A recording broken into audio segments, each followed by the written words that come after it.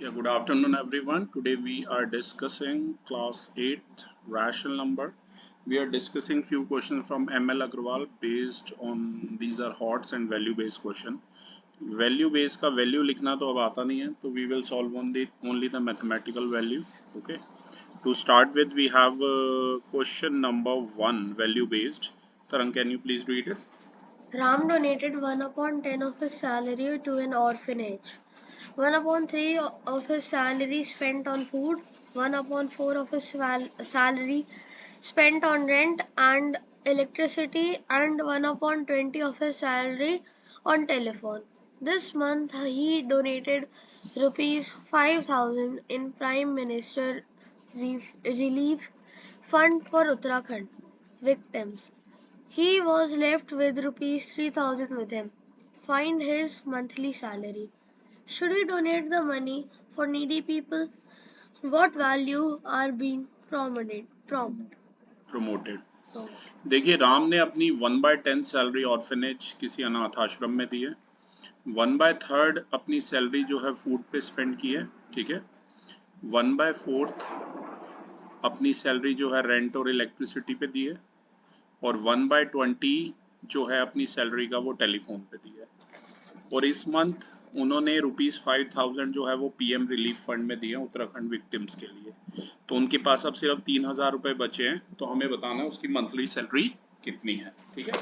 तो मैं चाहूंगा आप मेरे साथ साथ ही करें। तरंग, क्वेश्चन आपने पढ़ ही लिया, क्वेश्चन का डेटा थोड़ा सा लेंदी है, तो मैं एक्स लेके ही सॉल्व करूंगा वैसे ही, और आप मेरे साथ साथ करिएगा। फिर एक लीनियर इक्वेशन बन जाएगी वन वेरिएबल में, उसे आप सॉल्व कीजिएगा, ठीक है। तो ये है वैल्यू बेस्ड का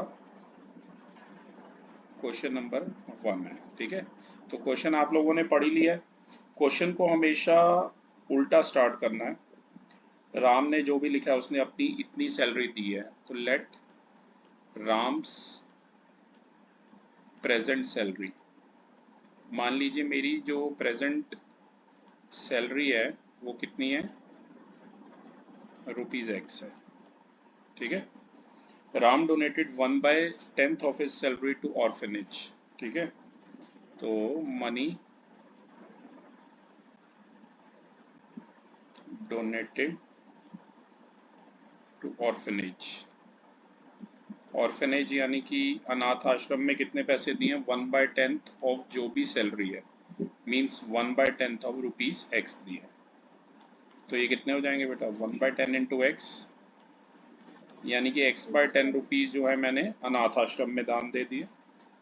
1/3 of his salary spent on food, money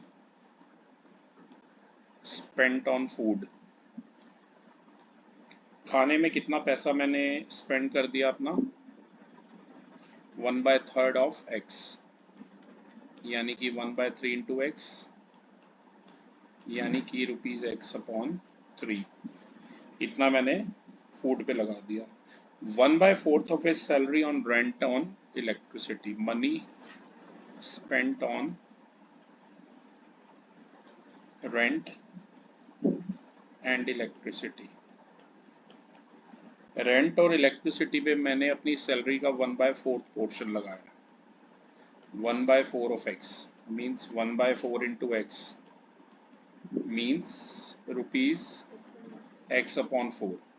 X/4 जो है मैंने रेंट और इलेक्ट्रिसिटी पे लगाए हैं। 1/20 of his salary on telephone, money spent on telephone के जो भी एक्सपेंसेस रहे हैं वो कितने रहे हैं, 1/20 of my salary. 1/20 of x, of का मतलब आप सभी को पता है मल्टीप्लाई होता है, यानी कि ₹X/20 जो है वो टेलीफोन पर लगाया। इस मंथ 5,000 दिए पीएम रिलीफ फंड में, ठीक है। मनी डोनेटेड ऑन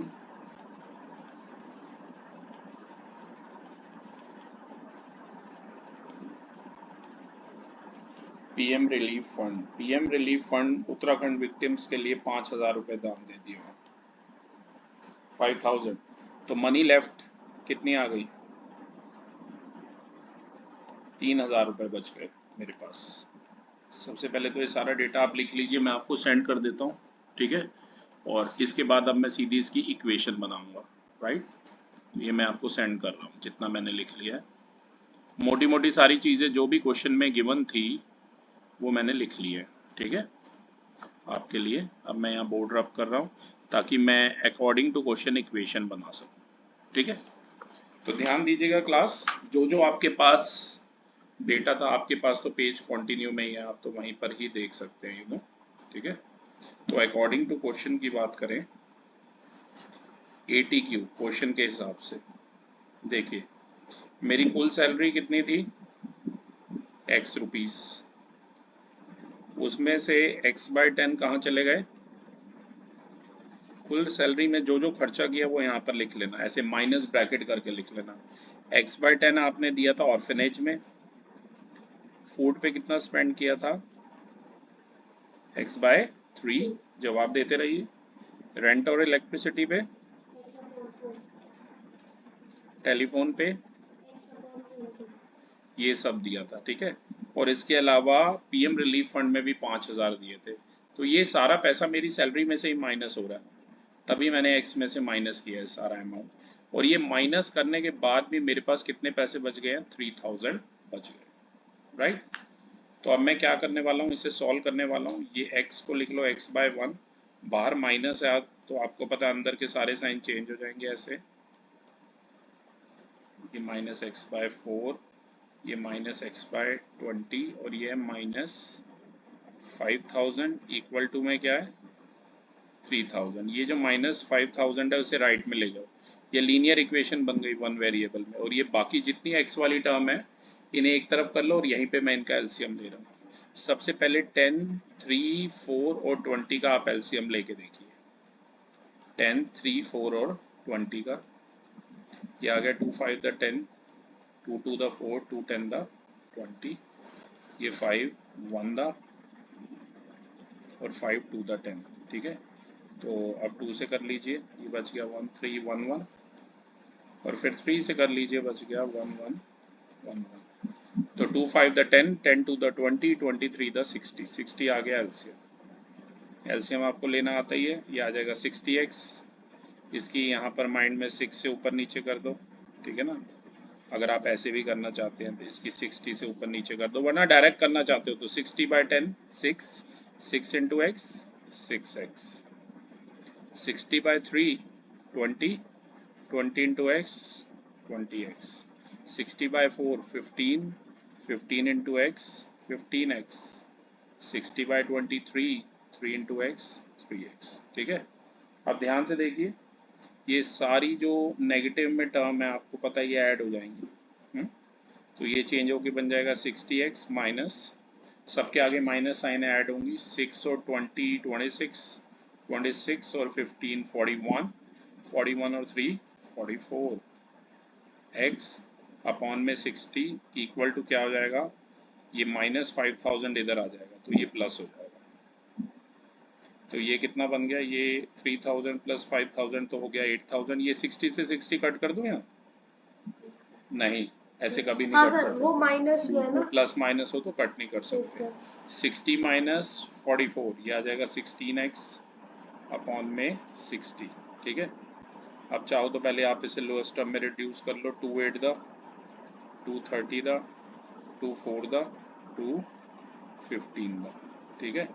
तो ये चेंज होके बन गया 4x अपॉन में 15 इक्वल टू 8000। अब क्रॉस मल्टीप्लाई कीजिए, मल्टीप्लाई करने मत बैठ जाना, इसे ऐसे लिखना 4x इक्वल टू हो गया ये 8000 इंटू 15, x कितना आ जाएगा, जस्ट अ सेकेंड, x हमारा कितना आ जाएगा 8000 इंटू 15 अपॉन में 4, ये कट कीजिए, ये आ गया 2000, 2000 इंटू 15 यानी कि आ गया 30,000। तो x हमारा कितना आ गया 30,000 रुपीज़ आ गए, ये ध्यान रखना, ठीक है। तो इन्होंने यही बोला था कि टोटल उसकी कितनी मंथली सैलरी थी, तो टोटल सैलरी थी 30,000। एक चीज़ और पूछिए वैल्यू बेस्ड, वैसे अब ऐसे वैल्यू बेस्ड की वैल्यू नहीं लिखने को आती थी, ये पहले आती थी कि भाई डोनेट पैसे करने चाहिए, तो यस डेफिनेटली डोनेट करने चाहिए। अगर किसी नोबल कॉज के लिए आप कर रहे हैं तो डेफिनेटली आपको पैसे डोनेट करने चाहिए ताकि जो अफेक्टेड लोग हैं उनकी मदद हो सके, ठीक है। To start with I have question number 2 for you, can you please read it. In an examination, 1/3 of the total students used unfair means, and out of which 1/4 got caught red-handed while cheating. If 5 students got red-handed, then find the total number of students appeared in exam. Why should we not use unfair means in the examination? What values are being promoted? किसी भी examination में जो 1/3 है total students के, उन्होंने unfair means मतलब slip या cheating use की है, and out of which 1/4 cot red handed, तो उनमें से 1/4 जो है वो रंगे हाथों पकड़े गए हैं चीट करते हुए। अगर 5 बच्चे जो है रेड हैंडेड पकड़े गए हैं तो हमें बताना है कुल कितना बच्चा एग्जाम में अपीयर हुआ था, और हमें अनफेयर मींस क्यों नहीं यूज करने चाहिए, तो इसकी वैल्यू बेस्ड है, ठीक है। तो हम इसका मैथमेटिकल पार्ट ही मेन सॉल्व करेंगे। सबसे पहले मैं आपके लिए बोर्ड रब कर देता हूँ। क्वेश्चन नंबर है 2, हमारा क्वेश्चन आपने पढ़ ही लिया है, राइट। तो स्टेटमेंट आपको अच्छे से बनानी है। थोड़ा सा एक बार मैं ये फिर से ऑन कर लूँ, जस्ट अ सेकेंड। तो स्टेटमेंट आपको फिर से बनानी है, जरा ध्यान दीजिएगा, ठीक है। हाँ, क्वेश्चन नंबर है ये हमारा 2, तो ध्यान दीजिए। सबसे पहले उसने बोला कितना स्टूडेंट अपीयर हुआ एग्जाम में, let the total number of students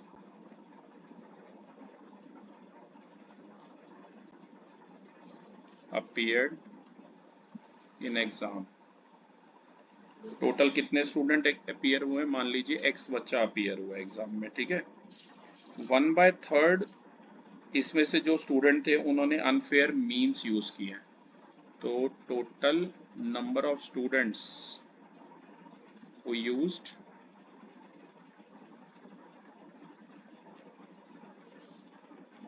unfair means मतलब कोई स्लिप वगैरह उन्होंने यूज किया है।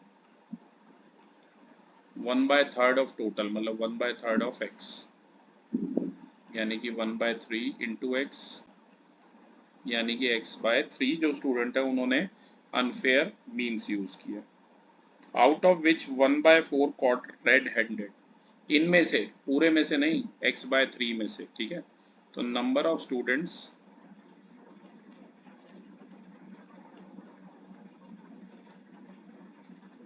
हु कॉट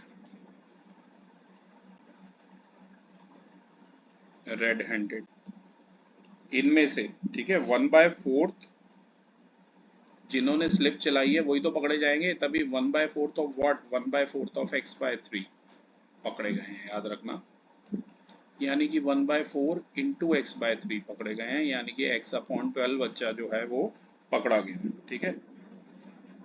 अब ये कह रहा है कि 5 स्टूडेंट अगर रेड हैंडेड पकड़े गए हैं तो अकॉर्डिंग टू क्वेश्चन ये जो x/12 है इसे आप 5 से कंपेयर कर दीजिए, तो कुल कितना बच्चा एग्जाम में बैठा था। तो x कितना आ जाएगा, 12 इंटू 5 यानी कि 60, यानी कि जो टोटल नंबर ऑफ स्टूडेंट्स थे जो एग्जाम में अपीयर हुए थे,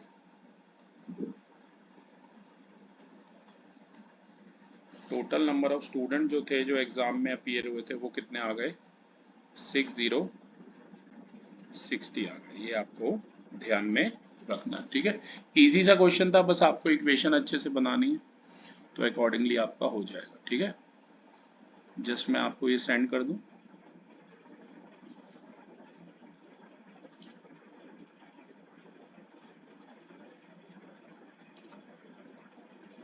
ये मैंने आपको सेंड कर दिया था रंग। अब मैं चाहूंगा आप हॉट्स का पहला क्वेश्चन रीड करें। Area of a square is 4 square meters, more than 2/3 of the area of a rectangle. If the area of the square is 64 square meters, Then find the dimensions of the rectangle given that breadth is 2/5 of length. देखिए area जो है square का 4 square metre ज़्यादा है 2/3 of area of rectangle से। अगर square का जो एरिया है वो 64 स्क्वायर मीटर है तो आपको रेक्टेंगल की डायमेंशंस आपको बतानी है और ये भी गिवन है कि ब्रेड जो है वो 2/5 ऑफ लेंथ के बराबर है। ठीक है, तो ये है हमारा ML अग्रवाल में से पेज नंबर है ये 28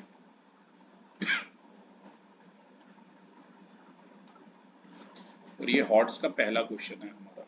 ठीक है, अब ये जो भी चीज गिवन है सबसे पहले देखो लेंथ को क्या मान लो, late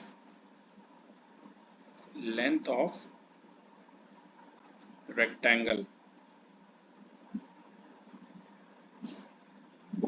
late length of rectangle be x metre,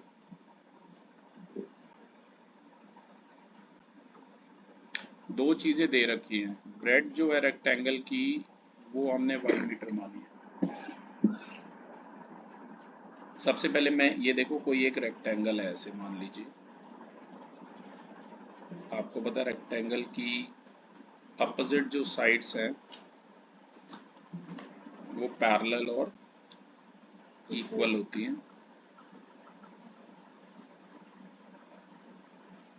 okay, और रेक्टेंगल में ये लाइन हमें गिवन थी, डायमेंशन हमें रेक्टेंगल की बतानी है कि जो ब्रेड्थ है ना रेक्टेंगल की यानी कि y वो 2/5 क्या दे रखी है ऑफ लेंथ दे रखी है, मतलब y कितना दिया हुआ 2/5 इंटू एक्स यानी कि 2x अपॉन 5 दिया हुआ है। इसे आप पहली इक्वेशन दे दीजिए। ठीक है, और वैसे एरिया क्या हो जाएगा रेक्टेंगल का, आप सभी को पता है लेंथ इंटू ब्रेड्थ होता है, तो एरिया हो जाएगा x इंटू वाई यानी कि xy मीटर स्क्वायर हो जाएगा। ठीक है, अब एक ऐसे स्क्वायर दे रखा है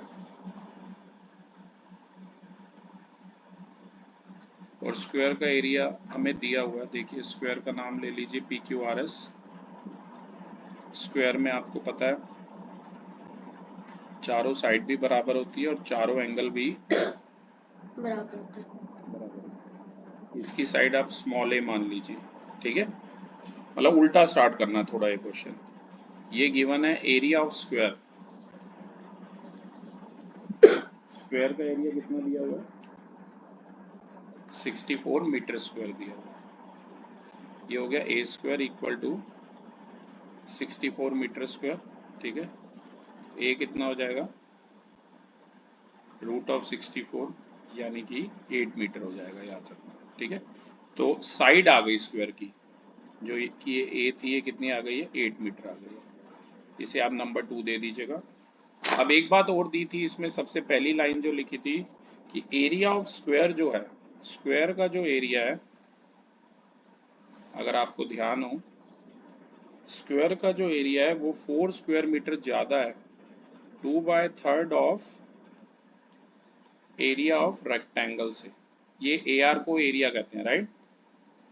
एरिया ऑफ रेक्टेंगल के 2/3 से 4 मीटर स्क्वायर ज्यादा है, तो 4 किस में ऐड होगा राइट साइड में ऐड होगा, याद रखना। ठीक है, स्क्वायर का एरिया तो डायरेक्ट ही लिख सकते हो 64 गिवन था, रेक्टेंगल के एरिया की जगह आप लिख सकते हो x इंटू वाई और 4 की जगह आप लिखिए 4, राइट।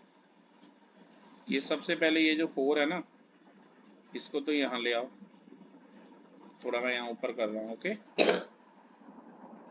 तो ये बन जाएगा 64 माइनस 4 इक्वल टू 2/3 और y कितना दिया हुआ था 2x अपॉन 5 दिया हुआ था, तो x की जगह x लिखो और y की जगह 2x अपॉन 5 लिखो। और ये कहाँ से आया है y की जगह 2x अपॉन 5, इक्वेशन नंबर 1 से आया है, ये भी मेंशन कर दो। ठीक है, तो ये 64 माइनस 4 हो गया 60, कुछ कट तो रहा नहीं है, ये आ गया 4 x इंटू एक्स आ गया x स्क्वायर और 3 5 का ये आ गया 15, क्रॉस मल्टीप्लाई कीजिए 4x स्क्वायर आ जाएगा हमारा 60 इंटू 15, एक्स स्क्वायर आ गया 60 इंटू 15 अपॉन में 4, ये कट कर दीजिए 15 था, तो एक्स स्क्वायर आ गया 15 स्क्वायर, राइट। दोनों तरफ आप स्क्वायर रूट ले लीजिए, ये मैं अभी आपको सिखाऊंगा, वैसे स्क्वायर रूट है। स्क्वायर रूट में क्या होता है, दो दो की पेयरिंग होती है, आपने सीखा ही होगा इतना तो क्लास में। नेक्स्ट है, अच्छा तो ये याद रखना x आ जाएगा और ये 15 आ जाएगा। तो यहाँ से x की वैल्यू आ गई हमारी 15 मीटर। पर अगर आपको ध्यान हो उन्होंने दोनों डायमेंशन मांगी थी, ठीक है, तो ये तो हमारा पूरा इतना सॉल्व हो गया। बाकी मैं ये सेंड करके आपको नेक्स्ट पेज पे कर देता हूँ, एक सेकंड रुकिए ताकि आपको कंफ्यूजन ना हो, ठीक है। आप अपना कॉन्टिन्यूशन में ही करते रहिए अपनी कॉपी में। अब हमारे पास यहाँ से x की वैल्यू आ गई है, हाँ वो भी करेंगे। ओके ये मैंने आपको सेंड कर दिया, ठीक है। अब इसके बाद प्लीज़ मैं ये बोर्ड रब कर रहा हूँ और इसके बाद मैं आगे कर रहा हूँ, राइट। तो ध्यान दीजिए जरा, यहाँ तक मैंने सॉल्व कर लिया, आपका x की वैल्यू हमारी आ गई है, ठीक है। पर हमें अगर ध्यान हो तो लेंथ और ब्रेड दोनों निकालनी थी। तो लेंथ ऑफ रेक्टेंगल तो हमारी क्या थी, लेंथ तो x ही थी। तो फाइनल आंसर ये सेम ही क्वेश्चन का कंटिन्यूशन है, ऑड्स का फर्स्ट ही यहाँ पर कॉन्टिन्यूड है। लेंथ रेक्टेंगल की जो कि मैंने x मानी थी वो सॉल्व होके कितनी आ गई, 15 मीटर आ गई। और जो ब्रेड थी रेक्टेंगल की जो कि y मानी थी, और y हमारा किसके इक्वल था, 2x/5 के। यहाँ पर x की जगह लिख दो 15/5, 5 3 था। तो ब्रेड हमारी कितनी आ गई, 6 मीटर आ गई। तो ये फाइनल आंसर है। डायमेंशन पूछी थी आपसे, डायमेंशन आ गई है, मैं सेंड कर रहा हूँ आपको पहले।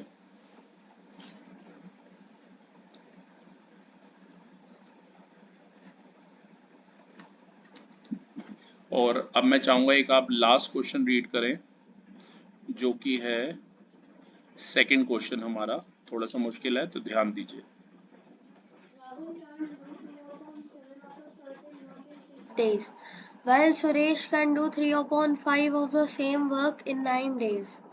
They started work together, but after 7 days, Rahul left the work. Find in how many days Suresh can complete the remaining work. Rahul काम को किसी भी काम के 2/7 को 6 डेज में पूरा करता है, और सुरेश 3/5 उसी काम का 9 डेज में पूरा करता है। अगर उन्होंने यही काम इकट्ठे शुरू किया और 7 दिन के बाद राहुल ने काम छोड़ दिया, तो आपको ये बताना है कि सुरेश अकेला उस काम को कितने दिनों में रिमेनिंग वर्क को पूरा कर लेगा, ठीक है। ऐसे क्वेश्चन थोड़े से ट्रिकी होते हैं, तो मैं चाहूँगा आप अच्छे से फोकस करें और स्टेटमेंट्स पे बड़ा अच्छे से याद ध्यान दें, ठीक है, ये ध्यान रखो। तो देखिए, Rahul can finish 2/7 of a work, 2/7 unit of a work, मतलब 1 यूनिट पूरा काम होता है ऐसे क्वेश्चन में, ये मान के चलते हैं। तो 2/7 unit of a work in 6 days, 6 दिनों में वो इतना काम पूरा कर लेता है, ठीक है। तो ये बताओ राहुल पूरा 1 यूनिट काम कितने दिनों में पूरा करेगा, वो पूरा करेगा 6/2/7 डेज में। यूनिटरी मेथड इतना तो आता ही है आपको, डिवाइड से मल्टीप्लाई में जाना, रेसिप्रोकल, ये 3 7 का कितना आ गया,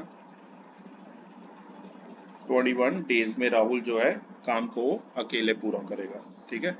अब ऐसे ही लिखिए,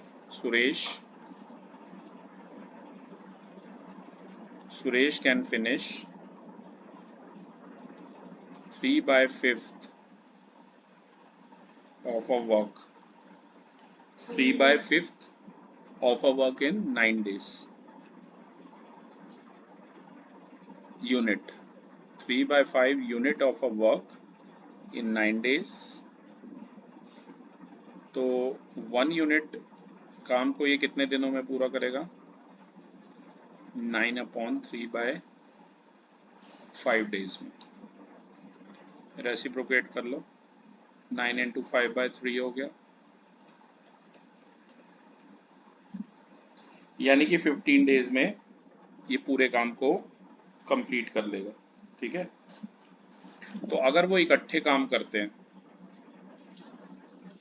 if Rahul and Suresh work together, अगर बेटा वो इकट्ठे काम करते हैं तो एक दिन में मतलब 1/15 और ये 1/21 काम करेगा, ठीक है ना। इसका एलसीएम ले लीजिए, 105 आएगा, याद रखना, और ये आ जाएगा 7 + 5, यानी कि 12/105 काम को वो पूरा कर पाएंगे एक दिन के अंदर, ठीक है। वर्क टुगेदर इन, अगर वो वर्क टुगेदर तो वो एक दिन में 12/105 यूनिट काम पूरा कर पाएंगे, ठीक है। अब वो 7 दिन तो उन्होंने मिलके काम किया था, अगर आपको याद हो तो 7 डेज में उन्होंने कितना काम मिलके पूरा कर दिया होगा, 7 × 12/105, ये 15 7 द 105 कट गया, और 3 4 द 3 5 द, मतलब 4/5 यूनिट काम उन्होंने पूरा किया। तो रिमेनिंग वर्क कितना रह गया, रिमेनिंग वर्क पूरा 1 यूनिट था, 1 में से 4/5 यूनिट पूरा हो गया, एलसीएम ले लो, तो 1/5 यूनिट काम जो है वो अभी रह गया, और ये 1/5 यूनिट काम जो है ना सुरेश को करना है।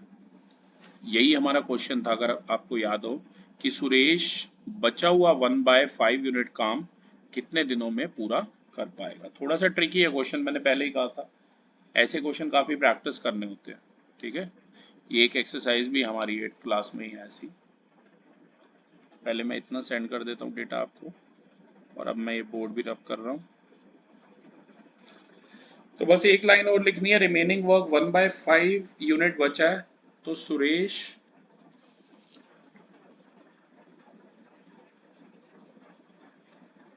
ये 1/5 यूनिट वर्क,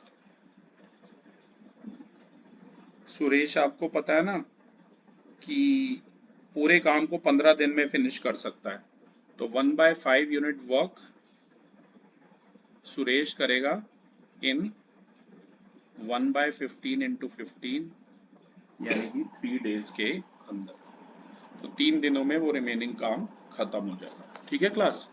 तो क्लास ये जो वीडियो था हमारा, इसमें हमने कुछ हॉट्स और वैल्यू बेस्ड क्वेश्चन डिस्कस किए, जल्दी हम और भी वीडियोस अपलोड करेंगे। Thank you.